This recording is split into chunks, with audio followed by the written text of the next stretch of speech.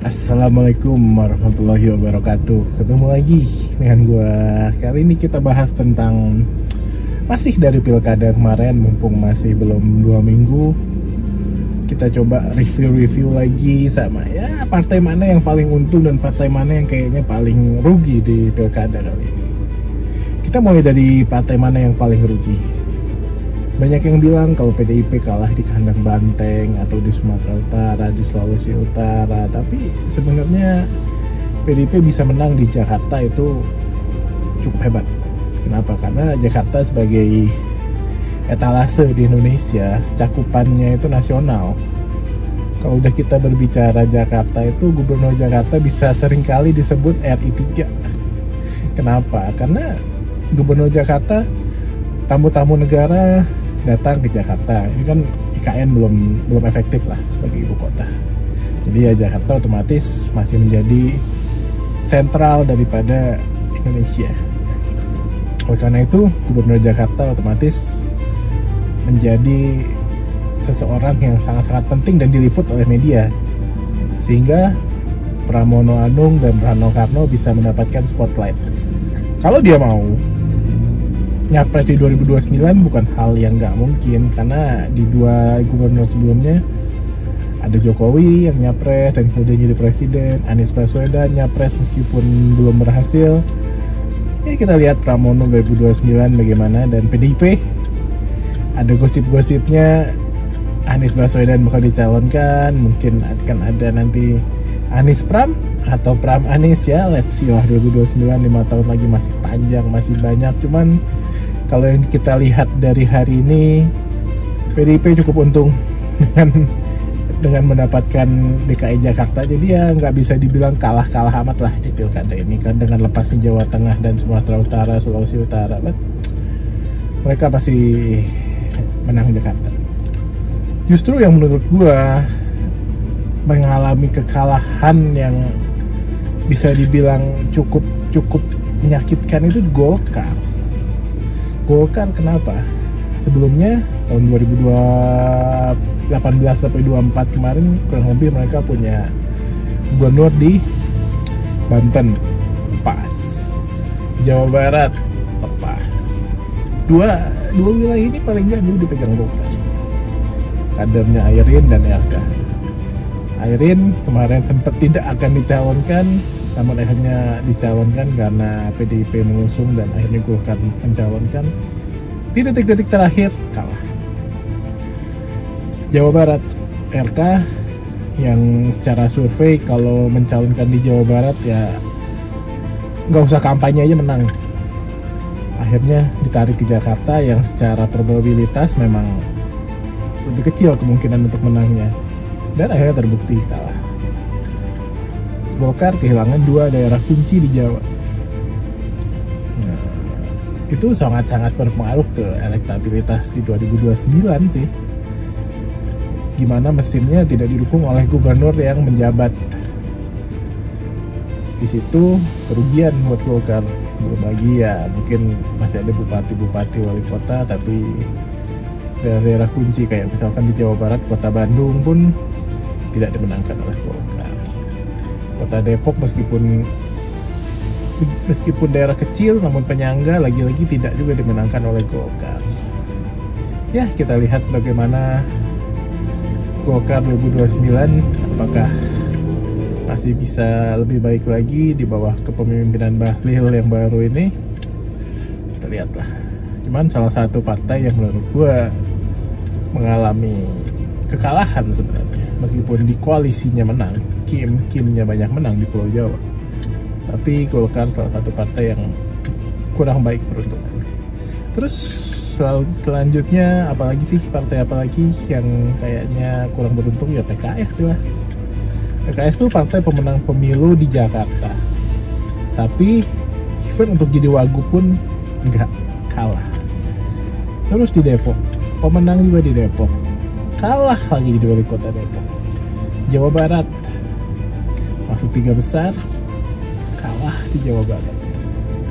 3 daerah yang sebenarnya itu menjadi basis PKS kuat di sini. Kota Bandung juga Kota Bandung kalah.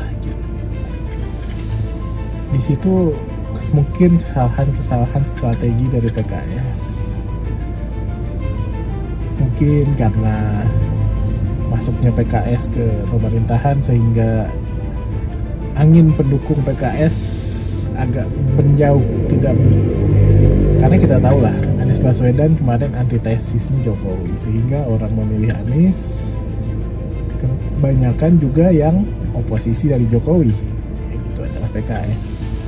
Ketika di Jakarta PKS tidak jadi mencalonkan Anies Baswedan, ya otomatis banyak juga pemilih PKS yang cabut, tidak memilih pasangan tersebut yang diusung PKS, meskipun di detik-detik terakhir kemarin seperti contohnya Gubernur Jabar Saiku dan Ilham itu calon Gubernur Jabar di-endorse oleh Anies Baswedan, tapi ya efeknya kurang. Tetap bagaimanapun mereka sudah terlanjur untuk meninggalkan. Ya kita lihat apakah 2029 para simpatisannya tetap akan meninggalkan atau mungkin kembali lagi, ya let's see. Tapi kehilangan daerah-daerah yang sebenarnya di legislatif kemarin menjadi basisnya itu juga suatu pukulan telak untuk PKS. Apakah bisa rebound? Ya let's see 5 tahun ke depan bagaimana kinerja dari PKS sendiri di legislatif, palingnya kita bisa melihatnya. Lalu selanjutnya yang paling beruntung, bukan yang paling beruntung, yang cukup mendominasi lah ya, tentu saja partainya dari Presiden Republik Indonesia, Gerindra.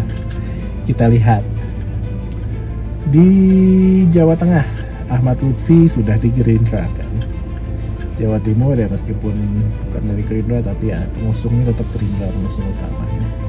Jawa Barat kader Gerindra, Deddy Mulyadi. Banten, Andra Soni ya memang Gerindra dari dulu. Terus Sumatera Utara, Bobi Gerindra. Sulawesi Utara Gerindra. Semuanya Gerindra sekarang cukup mendominasi. Bisa dibilang ya emang ini efek dari presiden yang dari partai tersebut, ya otomatis mungkin orang ada efek-efeknya lah, pemilih itu ya presidennya sama, gubernurnya sama, ya inline gitu kan. Tapi ini bisa menjadi modal penting untuk 2029 apabila Prabowo ingin maju lagi. Dia sudah banyak menempatkan kepala-kepala daerah yang berasal dari partainya beliau, sehingga menguatkan posisi beliau untuk nanti kembali apabila kembali mencalonkan lagi. Di Jawa Barat, RK yang dari Golkar ditarik ke Jakarta dan akhirnya memasukkan Gerindra. Andra Soni di Banten yang secara tiba-tiba bisa menang dari Airin dengan entah strategi apa yang dilakukan. Lalu di Jawa Tengah pun begitu, Ahmad Lutfi yang sudah digerindrakan kabarnya menang cukup mutlak dari Andika. Padahal tadinya survei seminggu sebelum itu neck to neck banget. Ya kita lihat entah strateginya yang bagus atau ada serangan-serangan apapun itu, tapi hasilnya sudah kita lihat bersama. Partai Gerindra mendapatkan yang mereka mau sepertinya. Sudah cukup Jawa Barat, Jawa Tengah, Jawa Timur, Banten, pokoknya Pulau Jawa minus Jakarta sudah dikuasai. Ya, Jawa adalah kunci, otomatis bisa didapatkan. Ya gitulah partai-partai yang untung dan rugi. Ya kalau kita lihat juga dari persentase jumlah gubernur yang berasal dari dukungan mana, ya Gerindra paling tinggi, lebih dari 20 gubernur. Itu pun otomatis menguatkan posisi Prabowo Subianto. Ya menarik 2029, calonnya kita belum tahu, thresholdnya siapa saja yang bisa mencalonkan presiden juga kita belum tahu. Mudah-mudahan akan lebih banyak lagi capres supaya bisa lebih menarik nanti 2029. Sebelum itu ya kita lihat aja gimana daripada